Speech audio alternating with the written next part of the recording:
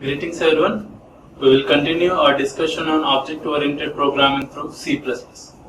In the previous session, we have looked about what are objects, classes, and how to define methods in a class. In this session, we will be looking at a particular important concept called as method overloading or member function overloading, and another concept called as nested classes. We will be looking at these particular two things in this session. So before going to that, before going to your member function overloading and nested classes, we have to define what is the difference between a C language program and a C++ program, and what is the thing you have to understand between a C program and a C++ program. What is the major difference between writing a program in C and C++? How your data will be hidden and how you are going to provide security for your particular data in C++ program. We'll see by writing a particular program, okay, in both C and C++. So we'll take a simple program about addition of two numbers. Okay, how you are going to write a C program for addition of two numbers. How you can write the similar program in your particular C++ program. So if you take your C program, okay, if you go for your C program, you'll be having your hash include. So your standard input-output header file, and so whenever you write a C program, if you want to write your particular global variables, you can write your global variables here itself. So I will not be taking any global variables. We will directly go for the main, and inside this we will be having your variables. I will take 3 variables. Next, I will give values directly without taking any input. I will give values. Okay, and I am performing the addition of two numbers, and after that we will be printing those two values.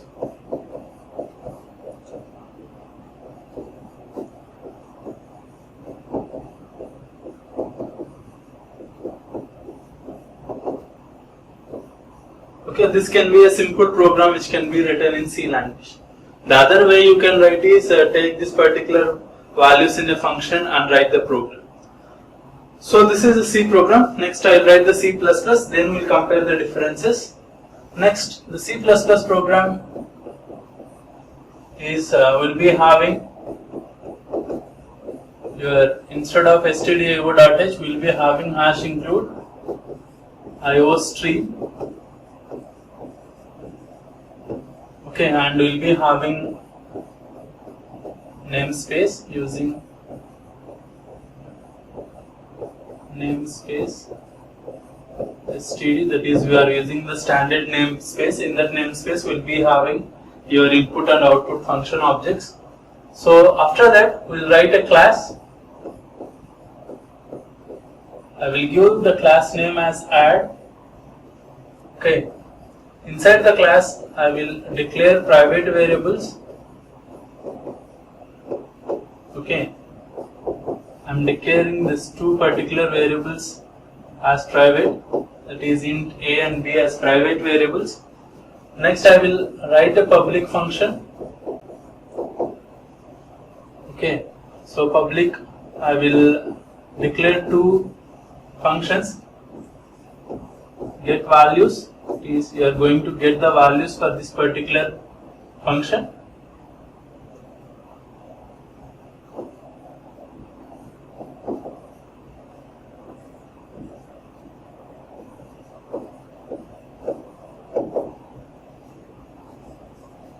Okay, I am trying to get the values for a and b, and most you can take it similar way, other things, and I have to add. I am adding the values, void add.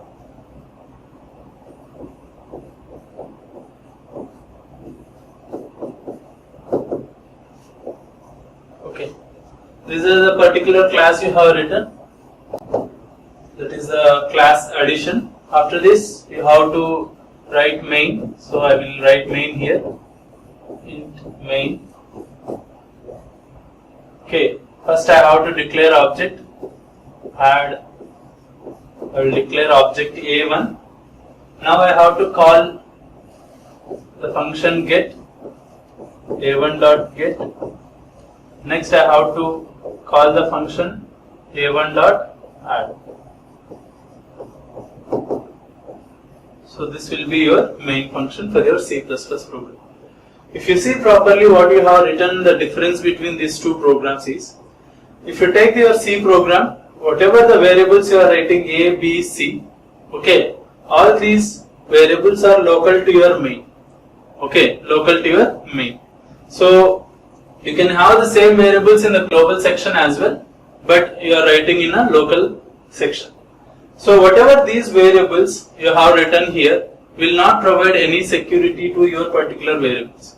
That is, whatever the declaration or the scope you have written here, this particular thing doesn't provide any security to your variables present in the main section. You can have a random line like this. So A is equal to A plus B. Okay, if I write some random line, it will modify the value of A without any instance or without any reasoning. You can just, that is, any statement in your particular main can modify the data present in your particular program. This what we will be calling it as data insecurity.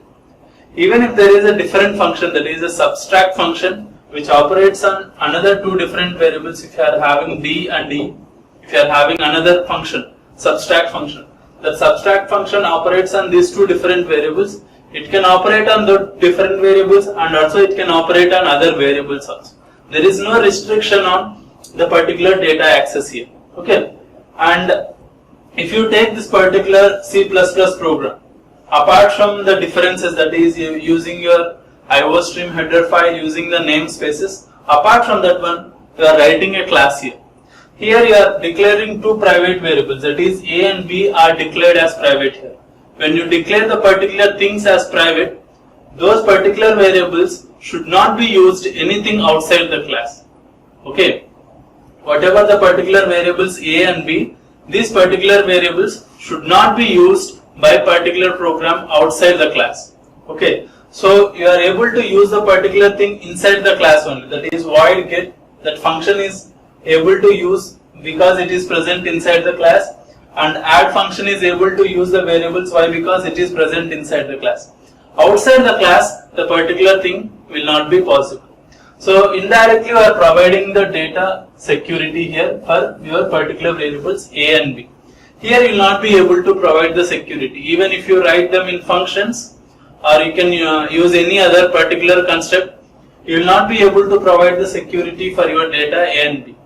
But here, since you have made it as a private, you are able to provide your security for your data A and B. In this manner, whenever you want to provide security to your data, you can use your class and you can use your access modifiers to provide the data.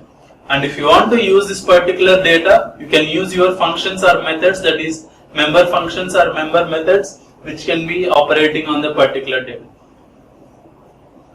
This is how you will be basically providing data security in C++, and this is the difference between C language and C++ language.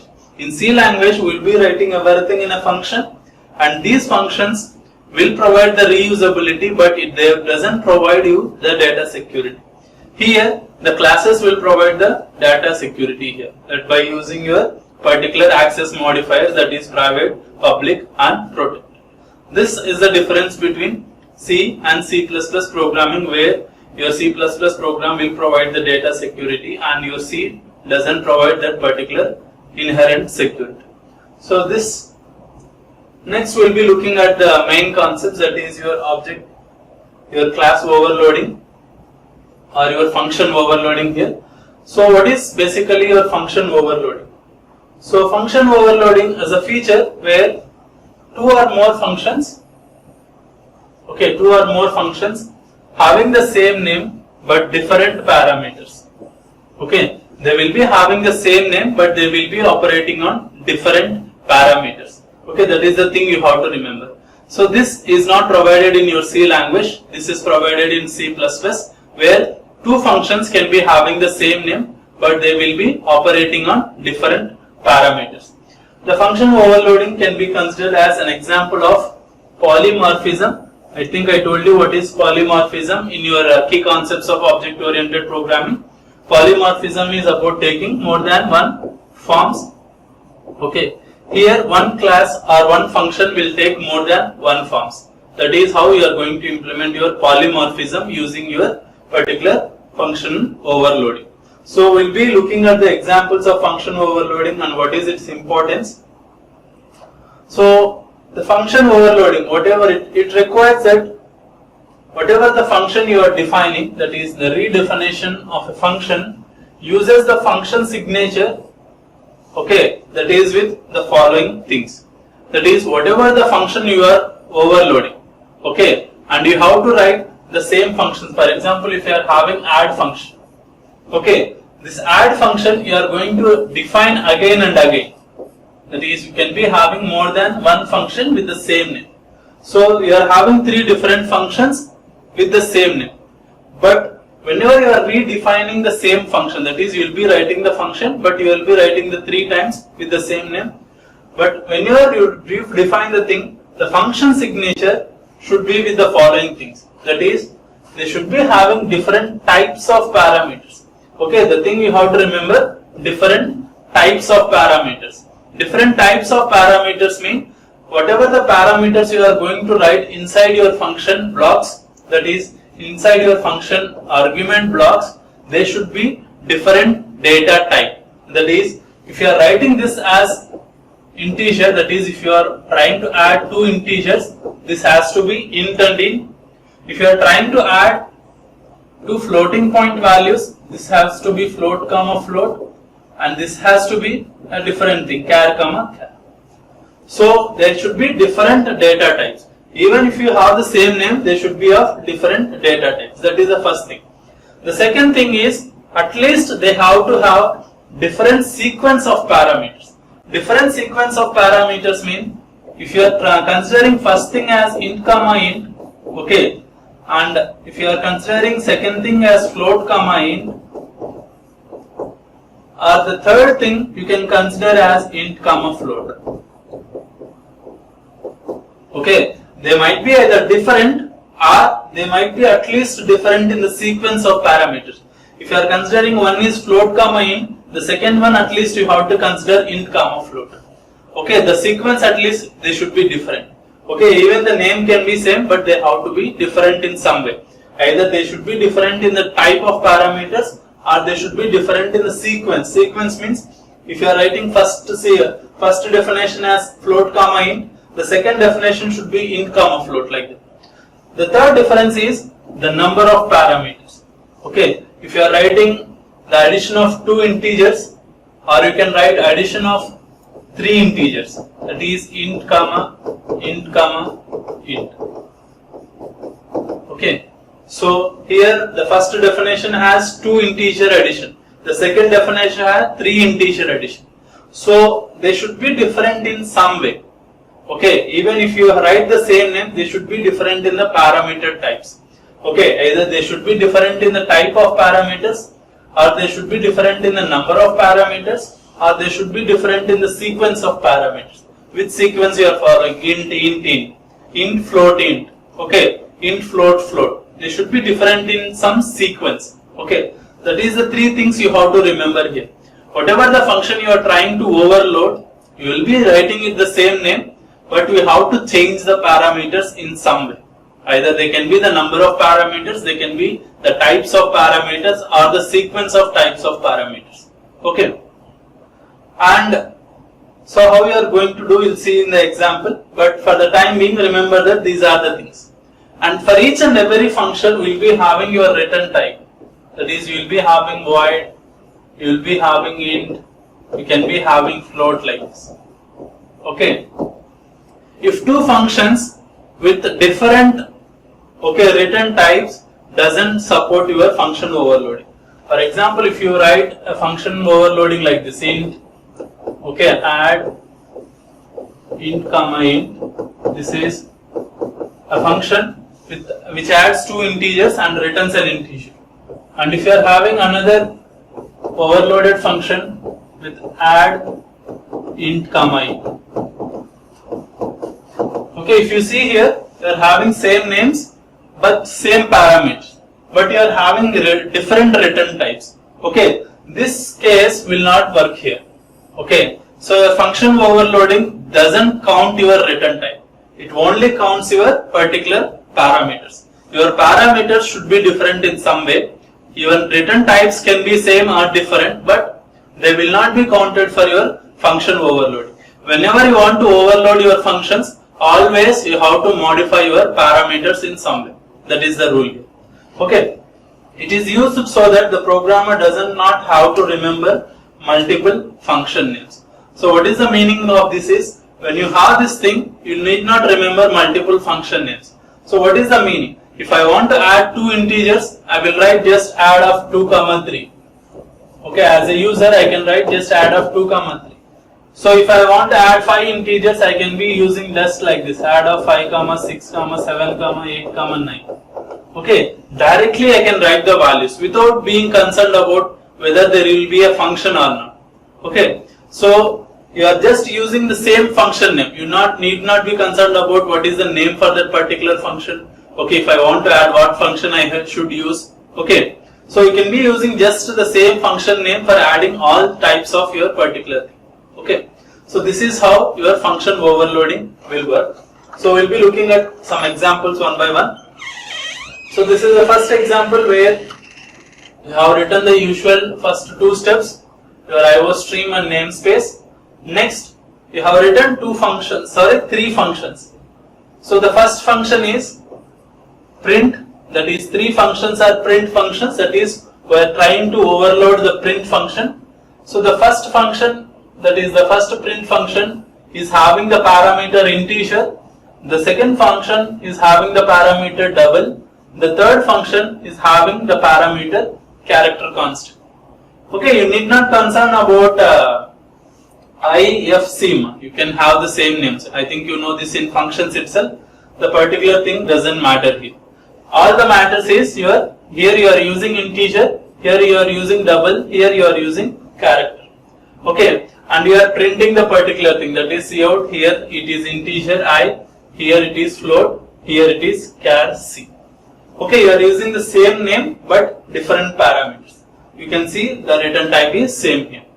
Okay, this thing will be calling it as your function overloading, where I am overloading your print function. Okay, whenever I want to print, I will be just printing a particular value, whatever I give. So how this particular thing will be validated or used here? So I have written the main, inside the main. So first I have called the print function with the 10 value. So what will happen here? So when I see the 10 value, when the compiler looks at this particular function call, what will happen? This particular function call has to go into one of these particular three functions. All the particular names is print only, all the names will be print only, but to which function it has to go? I think you remember, whenever a function call is encountered, the particular thing has to jump from your function call to the function definition. Okay, so to which function definition it has to jump? So that will be decided by what value you have placed here.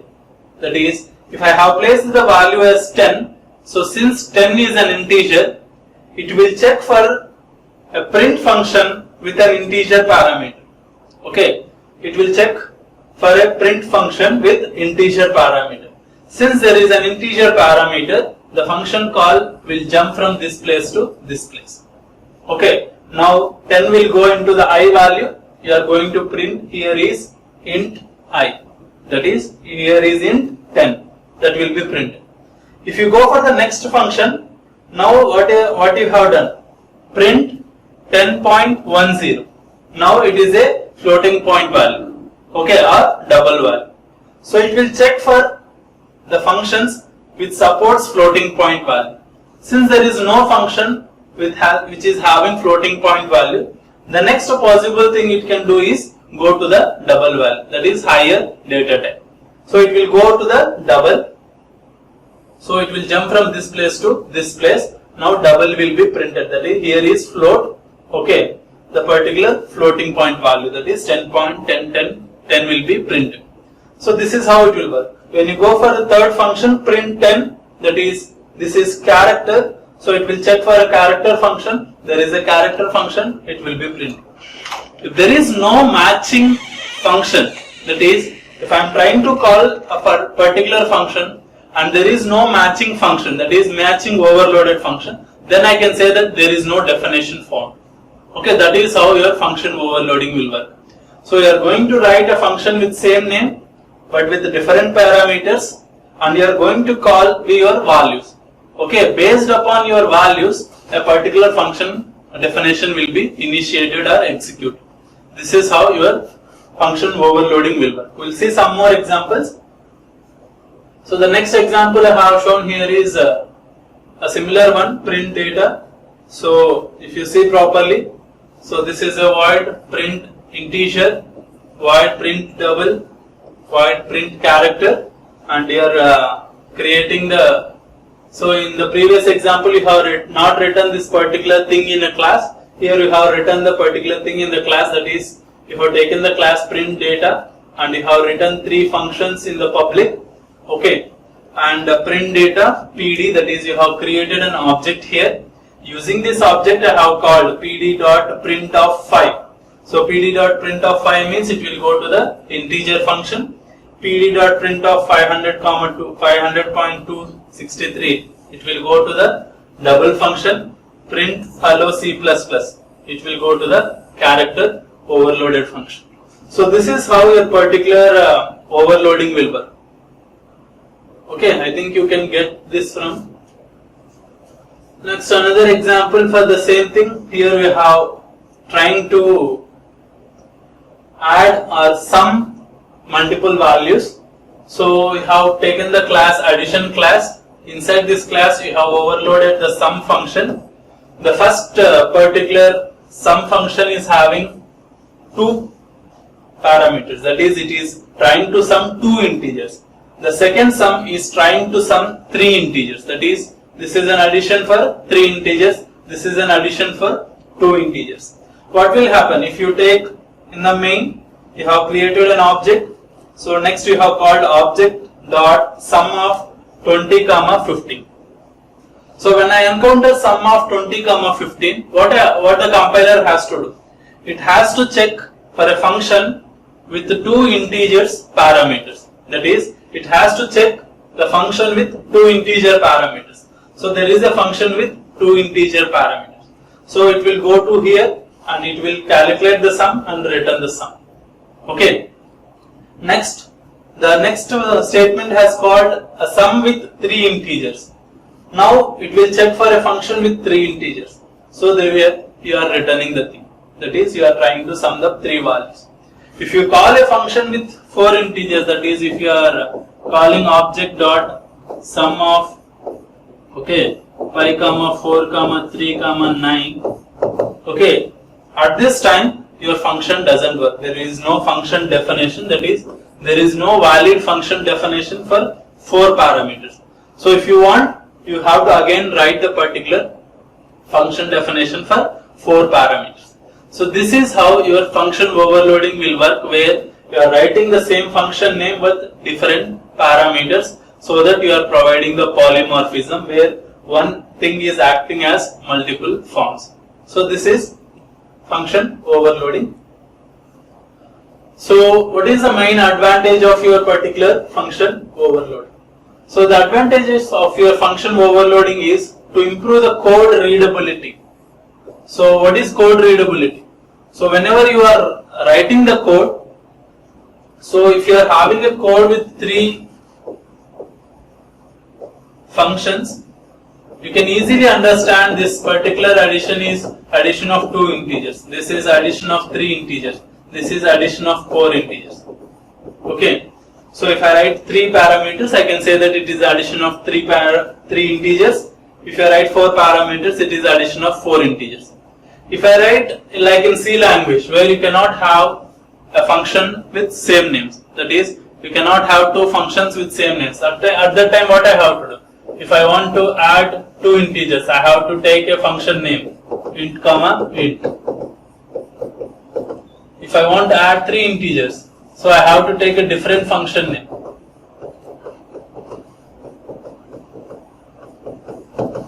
Okay, each and every function has a different name. So compared to this one, this can be read better. Why? Because you are using the same function name and you can better understand this is a function to add 2 integers, this is a function to add 3 integers, this is a function to add 4 integers.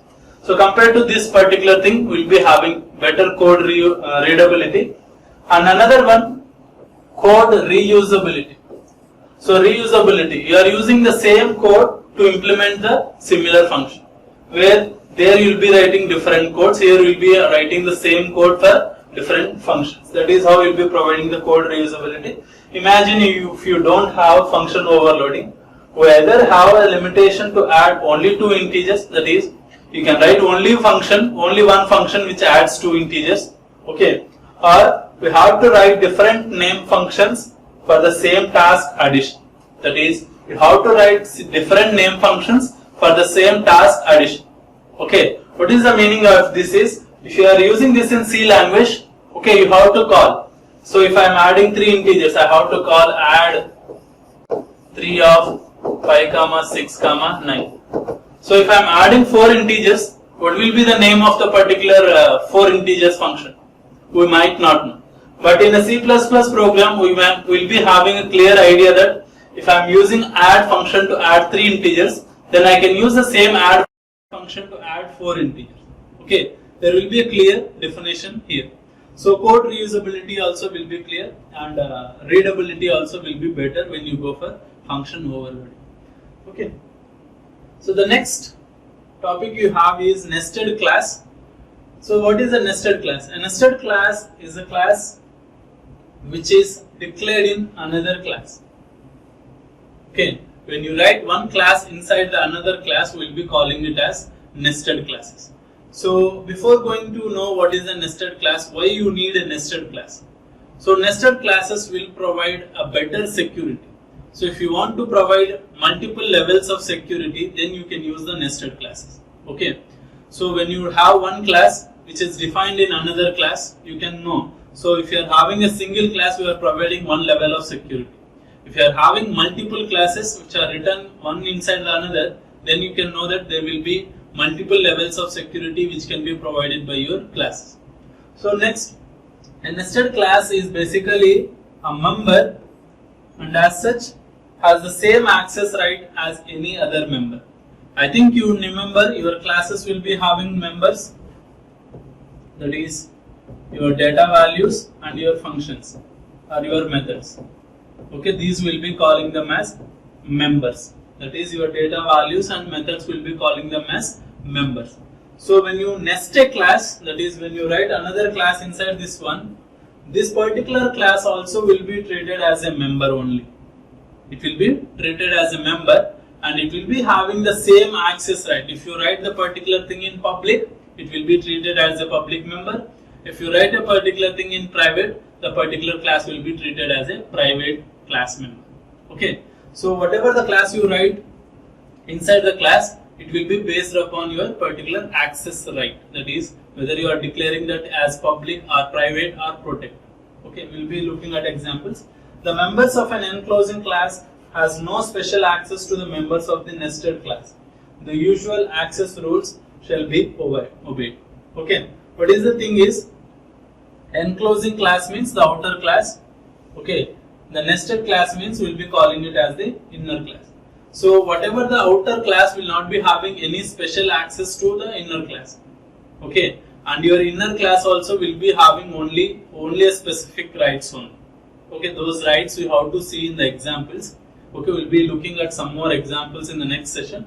But the time being, know that your particular nested class is nothing but you write one class inside another class. Okay, and those classes will be treated as members only. That is, the nested class, the inner class will be treated as only a special member.